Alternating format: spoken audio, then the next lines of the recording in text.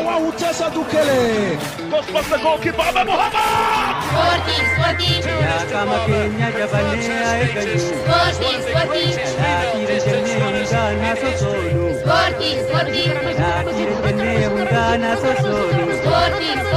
Okayu bikaiti sporti opanu.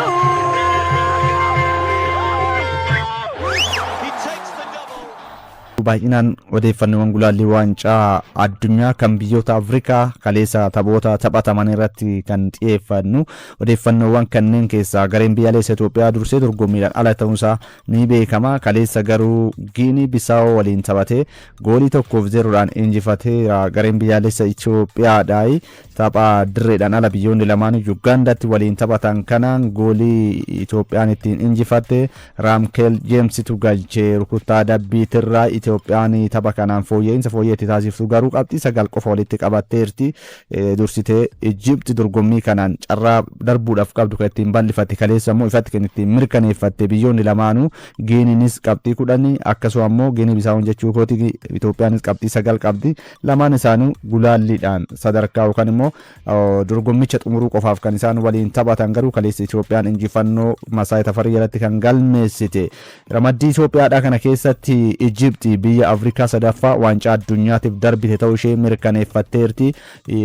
Akka waliigalaatti biyyoonni Afrikaadhaa waancaa addunyaa bara 2026 biyyoonni 48 irratti hirmaatanii Afrikaa irraa biyyoota 10tu hirmaata. 9 kallattiidhaan kan isaan ramaddii isaanirraa kallattiidhaan xumuran kan hirmaatan yoo ta'u biyyi tokko ammoo biyya kurnaffaa taatee darbuudhaaf qabxii gaarii biyyoota kanneen ramaddii hundumarraa qabxii gaarii kan walitti qabate biyyi tokko ardiilee biroo waliin taphachuudhaan biyyi 10 waancaa addunyaatti irratti hirmaachuu kan isheen mirkaneeffattu Afrikaa bakka buutee ramaddii A jalatti kan Itoophiyaan keessatti argamtu keessatti kan jirtu Ijipti kaleessa goolii 3-0dhaan Jibuutii mo'atteeti.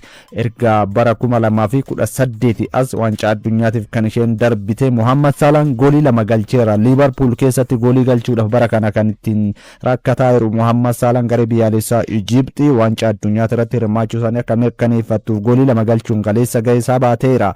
Goolii 2 Muhammad Salaan kan galche yoo ta'u Ibrahim Eldal goolii 1 galcheera. Kanaanis walumaa galatti 3-0dhaan kan injifatte seenaa isheetiin yeroo arfaffaadhaaf waancaa addunyaa irratti hirmaachuu ishee mirkaneeffatte Ijipti. Kanaan dura biyyattiin waggoota 28 itti fudhate waancaa addunyaa irratti deebitee hirmaachuudhaaf amma garuu waancawwan addunyaa 3 darban keessaa 2 irratti hirmaachuu ishee kan ittiin mirkaneeffatte. Waancaa Afrikaadhaa si'a 7 fudhachuudhaan biyya riikardii qabduudha. Ijipti garuu sadarkaa addunyaatti dorgommiilee FIFA irratti hirmaannaan ishee hangas mara akka waancaa Afrikaa kana baay'ee ol ka'aadhaa miti. Yeroo arfaffaadhaaf bara kana kan hirmaatte Muhammad Salaan taphoota 107 biyyaaf taphateen dorgommii garaagaraatiin goolii 61ffaadha kaleessa biyya isaatiif kan inni galche. Taphoota birootiin kaleessa taphoota taphatamaniin kan ramaddiin Itoophiyaadhaa keessatti argamtuun Burkina Fasoon injifattus kaleessa dorgommiidhaan ala ta'uu ishee kan isheen ittiin mirkaneeffatte.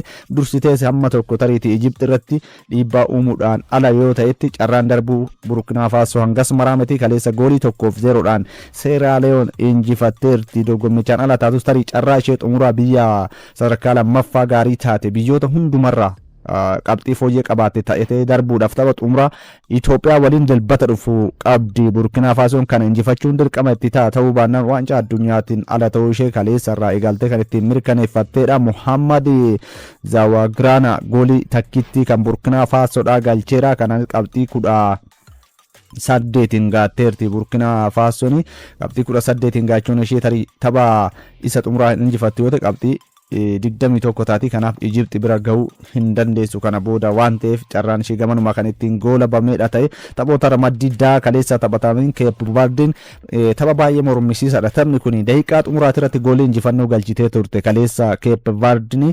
Haa ta'uti abbaan murtee taphichaa taphaan ala jechuudhaan kan inni jalaa haqe. Erga durfamaa turte biyyattiin seenaa ishee keessatti yeroo jalqabaatiif waancaa addunyaa irratti hirmaachuudhaaf kan isheen itti dhiyaatteetiin turte. Tapha kanaan keessumattuu Keep Verdeen biyyi odola xinnoo keessatti argamtu kun sadarkaa Afrikaatti kubbaa miilaa isaanii fooyya'insa biyyoota taasisaa jiran keessaa biyya hamma tokko carraa waancaa addunyaa kanarratti illee bara kana dursitee darbuudhaaf carraa qabdu turte. Ijipti caalallee biyyi kun kaleessa carraa bal'aa qabdi turte haa ta'uti daqiiqaa xumuraati irratti gooliin galchan jalaa haqamuu fi dursanii goolii sadiin itti galee ture. Liibiyaan goolii 3-1 dursaadha turte kaleessa haa ta'uti daqiiqaawwan xumuraati irratti goolii 3 duubaa kaatee galchitee turte Cape Verde. Taphichi garuu goolii 3 qixa kan inni xumurame tapha kanaani. Gama Liibiyaatiin Enzo El Mahraami akkasuma immoo Muhammad Al-Shalvi fi taphataan Cape Verde Roberto Lopez garee isaati irratti kan inni galchee Telmo Arkanjo Selmini Cabral fi akkasuma immoo Willy Samedon goolii Cape Verde galchaniiru. Daqiiqaa xumuraati irratti taphataan Cape Verde goolii inni galche abbaan murtee garuu taphaan ala jedhee jalaa haqee ergasii tapha kana viidiyoo assistaansii riifarii warri ilaalan yookaan abbootiin murtee gargaartota abbaa murtee kanatti waan biraa osoo ittiin dubbatin taphichi daqiiqaa xumuraa 6 dabalame 96 daqiiqaa 6 dabalame daqiiqaa 96 irratti goolii arfaffaa galchitee turte. Cape Verde taphni kun yookaan gooliin isheen kun taphataan Cape Verde goolii galche taphaan ala jechuudhaan abbaan murtee kan inni jalaa haqe. Yeroo sanitti taphattoonni Cape Verde teessoo jijjiiratirra taa'anii bakka kaanii abbaa murtee kanatti iyyaa inumaayyuu miira ittiin hamma gara dirreetti seenuudhaaf ittiin sosocho'an fa'aa kan isaan turan leenjisaan garichaa dabalatee viidiyoon kun yookaan immoo gooliin kun erga taphichi xumurame duuba deebamee gaafa laanu garuu taphataan Cape Verde taphaan alaa miti goolii sirriin jalaa haqameera. Mormii camaa itti uumuus garuu Cape Verde tapha kanaanii qabxii tokko argattee carraa silaa osoo injifattee darbuu qabdu osoo ittiin fayyadamin kan jalaa hafe. Amma biyyattiin qabxii 20 qabdi. Qabxii 20 qabaachuun ishee tariiti. Tapha dhufu dirree ishee irratti Aswaasini waliin kan isheen taphatu tapha kana injifachuun dirqama itti ta'a waan ta'eef yoo hin injifanne ta'e carraa waancaa addunyaa irratti darbuudhaaf qabdu kan isheen jalaa dhiphatu ni ta'a. Ramaddii dhuma kanaani keessumattuu Kaameruun ramaddii kanarraa qabxii 18 kan isheen qabdu qabxii 18 qabaachuun ammoo Cape Verdeedhaaf yaaddoo guddaa ta'eera. Kaleessa Kaameruun goolii 2-0dhaan Moorisheet kan isheen injifattee qabxii 18 gaattee tapha xumura Kaameruun injifattee qabxii 21 gaattee tarii Cape Verde kan injifatamtu yoo ta'e carraan Cape Verde waancaa addunyaa irratti seenaa isheetiin yeroo jalqabaaf hirmaachuu qabdu kan jalaa goola bamu ta'a. Biyyattiin keessumattuu Kaameruun taphattoota ciccimoo sadarkaa addunyaatti kan isheen qabdu tapha kanaan tariiti hamma tokko Cape Verde caala taphattoota qabduun carraa bal'aa irra qabdi. Garaagarummaa qabxii amma qabaniin garuu Cape Verde carraa bal'aa irra qabdi. Garaagarummaa goolitiin qixa ba'uun illee Cape Verde dorgommichaaf hin dabarsu. Gooliidhaan Kaameruun irra caalti waan ta'eef garaagarummaa gooliidhaatiin abdiin isaan waancaa addunyaatti hirmaachuudhaaf qaban xiqqaadha waan ta'eef gamanuma Cape Verde injifachuun qofti waancaa addunyaa irratti kan ishee hirmaachisu kan ta'u ta'a. Tapha Kaameruun 2-0dhaan ittiin kaleessa Moorishees injifatte irratti ammoo Mohani Naganaalu akkasuma immoo Biraan Embeemo gooliiwwan injifannoo kan Kaameruun galchaniiru. Angola 2-2 Eswatini waliin qixa kan isheen baate. Taphoota biroo kaleessa taphatamaniin ramaddii jalatti biyya Afrikaa lixaa Gaanaan goolii 5-0dhaan Afrikaa giddu galeessaa mo'attus tapha xumuraa eeguudhaaf dirqamteerti. Tapha kanaan Gaanaan olaantummaa fudhattee taphataadha kan turte. Taphattoonni akka Muhammad Quddus akkasuma immoo Antoonii Seemaanyoo dabalatee Joordaan Hayyuu taphattoota ciccimoo garee biyyaalessaa Gaanaadhaa keessatti liigota gurguddoo Awurooppaa keessa taphataniin kan qindoofte. Gaanaan kaleessa Afrikaa giddu galeessaa irratti olaantummaa fudhattee goolii 5 itti kan galchite. Tapha kanaanii Muhammad Salisu, Thomas Partey, Alexander Jiku akkasuma immoo Jordan Hayyuu fi Kamalden Suleiman gooliiwwan 5 Gaanaadhaaf galchaniiru. The Black Star amma qabxii 22 gaatteerti. Ramaddii kanaan dursaadha kan isheen jirtu. Ramaddii kana dursitus garuu ammas tapha xumuraa tariiti yookaan qixa ba'u yookaan ammoo injifachuudhaaf kan isaan dirqamanii garuu carraa bal'aa qabdi. Gama lamaan carraa qabdi. Gaanaan tapha kanaan ramaddii kanaan Madagaskar isaanitti aantee kan jirtu qabxii 19 kan isheen qabdu. Kaleessa goolii 2-1 kan isheen Comoros injifattee qabxii kanaan kan tapha xumuraa injifattu yoo ta'e Madagaskar qabxii 22 wal qixa Kaameruun qixa wal ta'u jechuudha. Kaameruun yoo kan mo'atamtu ta'e kanas ta'u garuu Madagaskar caalaa ammas kan carraa bal'aa qabu Gaanaadha. Sababni isaa Gaanaan tapha sana mo'atamteeyyuu Madagaskar ammoo morkattuu isheedha. goolii garaagarummaa goolii 9-0 injifachuu qabdi tapha xumuraa sanii kana yoo hin taane garuu gamanuma carraanii Madagascar Gaanaa caaltee waancaa addunyaa irratti hirmaachuudhaaf qabdu kan ittiin goolabameedha. Dhibbeentaa yookaan harka 95 ol Gaanaan waancaa addunyaa irratti hirmaannaa ishee kan ittiin mirkaneeffate ta'uu qabxii amma jiruun kan ittiin agarsiisu. Garaagarummaan gidduu isaanii jiru Gaanaan goolii qulqulluu 16 qabdi. Madagascar goolii qulqulluu 8 qabdi. Garaagarummaa goolii qulqulluutu 8 gidduu isaaniitira. Kanas ta'u garuu kaleessa Gaanaan qabxii isaan boonsuu fi waancaa addunyaa irratti isaan hirmaachisuudhaaf carraa isaanii bal'ise kan isaan ittiin galmeessan keessumattuu haalli sochii taphattoota Gaanaadhaa kan akka Muhammad Quddus akkasuma immoo Antoonii Semenyo faan haalli isaan ittiin garee biyyaalessaa Gaanaadhaa kaleessa keessumattuu boqonnaa dura goolii tokkoon qofa galchanii ture. Boqonnaa booda goolii 4 galchite Gaanaan boqonnaa booda haalaan kan isheen qindooftetiin deebite.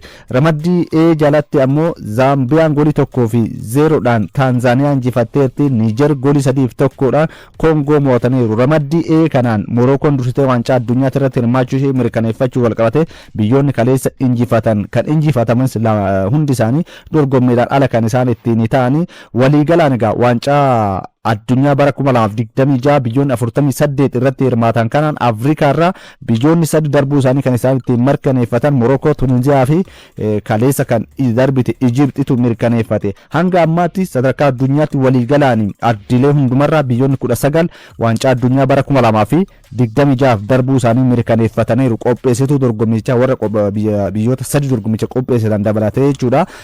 Kanaan alatti Awurooppaa fi Ameerikaa kaabaaf giddu galeessarraa hanga ammaatti biyyi dorgommii kanaaf yookaan waancaa addunyaa bara 2026 darbuu isaanii mirkaneeffatan hin jiran.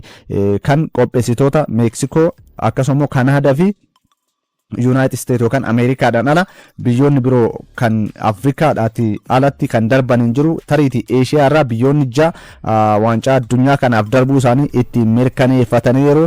Ooshiiniyaa irraa immoo Niwuziilaandi darbuu ishee kan isheen ittiin mirkaneeffatteedha.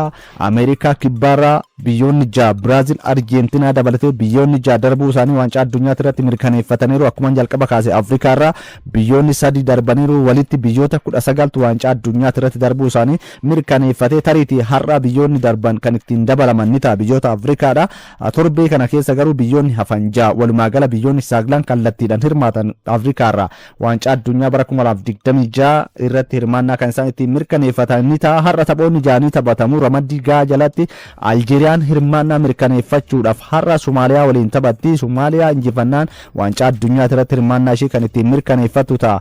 Aljeeriyaan tapha kanaan egaa Ugandaan tariitii qabxii kan Aljeeriyaadhaa kana eegdee carraa ishee yaaluudhaaf kan isheen ittiin morkattu ta'us garuu Aljeeriyaan yoo kan injifattu ta'e qabxii Ugandaan galmeessitu osoo hin eegin yookaan Moozaambiik galmeessitu osoo hin eegin waancaa addunyaa irratti hirmaannaa ishee kan isheen ittiin mirkaneeffattu. Tapha kanaan ilma Zinedine Zidane kan ta'e Lukaas Zidane Aljeeriyaadhaaf akka taphatu filate tapha kanaan har'a ni taphata. Tapha kanaan keessumattuu Aljeeriyaan injifattee waancaa addunyaa irratti akka darbituuf qophii xumureera. Keessumattuu garee biyyaalessaa Aljeeriyaadhaaf taphachuuf filannoo koo Aljeeriyaa godhachuu kootiif ittan boona jedheera. Ilmi Zinedine Zidane abbaan isaa Zinedine Zidane dhalootaan keessumattuu Aljeeriyaa ta'us Firaansiif taphataadha kan ture.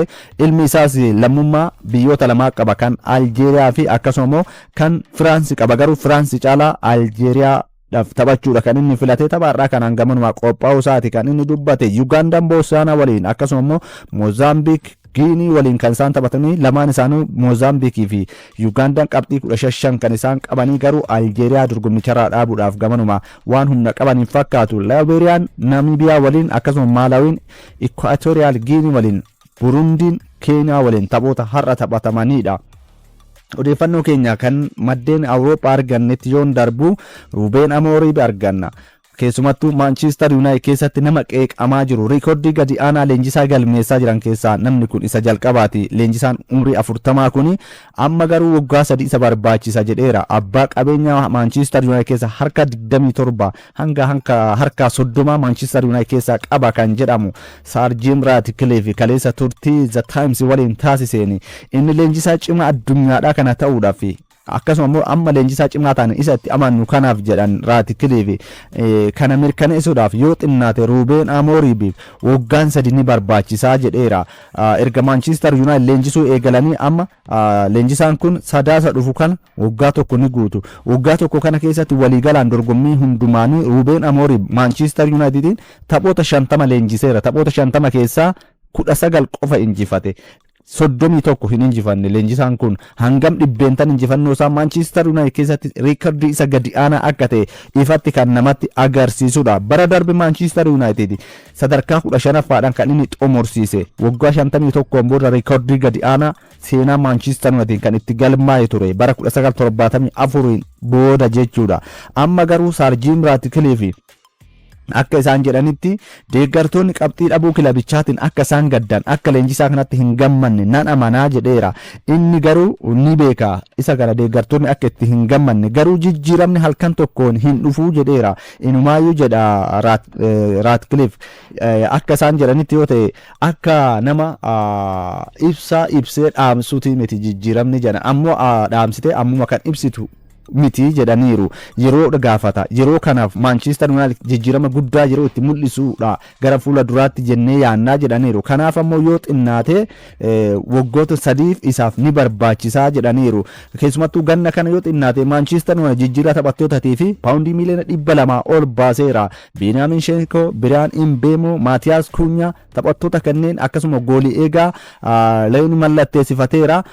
Kanneen hin dabalatee Manchester United hammatti jijjiirama haaraa waan fide hin qabu kilabii inumaayyuu bara kana liigicha qofaan taphoota 3 mo'ameera Manchester United. Liigii England yookaan waancaa Karabaawutiin ammoo kilaba liigii karaa arfaffa diviiziyoon arfaffaa keessa jiru Grimsby Town dorgommichaan ala kan itti ta'e Manchester United. Kanas ta'u garuu tooftaa taphaa isaa akkasuma ammoo karoora isaa kana lafa qabsiisuudhaaf yeroo isa gaafataa jedheera. Waa'ee tooftaa taphaa isaa kana gaafatee kana xiinxaltootaa fi namoota miidiyaadhaa yookaan immoo gaazexeessotaaf hin galini. Tooftaan taphaa inni jedhe hin jijjiiru kan inni jedhe garuu maal akka inni yaade hin hubanne yaada isaanii kana yaada jedhuudha. Ruubeen Amooriim kan isaan cinaa dhaabbachuu mirkaneessan abbaan qabeenya kilabichaa Sir Jim Ratcliffe kun waan ananii isarraa barbaadaa jiru waa wayii kan ittiin hojjetu abdiin irraa qaba Ruubeen Amooriim birraa jedheera. Namoonni dhuunfaa isa qeequudha kan isaan danda'anii garuu miira akkasiitiin kilaba guddaa akka Manchester United har'uma kaatee leenjisaa ari'uu yookaan leenjisaa qacaruu hin dandeessu yeroo isa gaafata jedhaniiru. Kanas ta'u garuu deeggartoonni shakkii irraa qabanii shakkii kanaan maal Ruubeen Amooriim tapha dheengaddaa osoo mo'achuu baataniiti Sunderlandin ari'amuu danda'u yaada jedhu.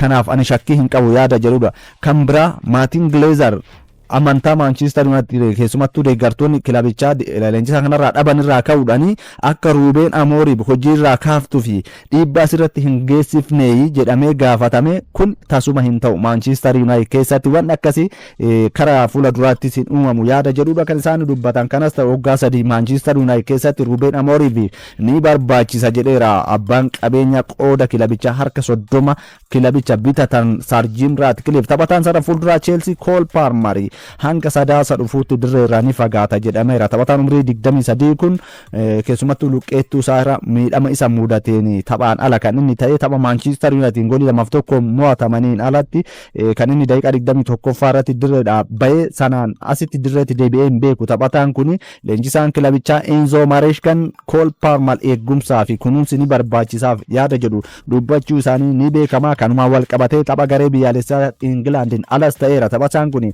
amma taphataan murteessaan sara fuulduraa Chelseadha kun gara taphaatti deebi'uudhaaf hanga sadaasa dhufuutti dirreerraa akka fagaatudha. Kun ammoo sara fuulduraa Chelseadha taphattoota miidhamaan dhabaatiin jiruu fi yaaddoo guddaa dabaleera. Harry Kane's miidhama isa mudateen tapha har'a gareen biyyaalessaa England tapha michoomatiin Wales waliin qabuun ala ta'eera jedhameera. Tapha kanaan taphataan Bayern Munich kun miidhama jilba isaa irra mudateen keessumattuu tapha sanbata darbe Eintracht Frankfurt injifatan irratti kan inni miidhame. Miidhama kanaan tapha michoomatiin ala ta'us tapha waancaa addunyaa gulaalii waancaa addunyaatiin Laativiyaa waliin qaban irratti akka deebi'ee taphatudha. Toomaas Tuweel kan isaanii dubbatanii abdii qabna tapha Laativiyaa irratti ni deebi'a jedheera Toomaas Tuweel. Kana hin taane taanaan sarri fuulduraa garee biyyaalessaa Ingilaand yaaddoo guddaa keessa kan inni galu jedhamee eegama. Harka 26.4 goolii gareen biyyaalessaa Ingilaand bara 2015 as galche keessa harki 26.4 Haari Keentu galche. Kana jechuun sarri fuulduraa kan ittiin imalaa jiru goolii oomishaa kan jiru gareen biyyaalessaa Ingilaand Haari Keenin ta'a. Kana hin taane taanaan ammatti Maarkas Raashfoord irratti kan isaan abdatanii taphattoonni akka Kool Paalmar akkasumas Liyaan Dalaap miidhamaan dirreedhaan ala ta'uun isaanii Toomaas Tuweel sarri fuulduraa isaanii yaaddoo jalaa ta'eeti kan isaan jiranii. Kanas ta'u garuu abdii qabna yaada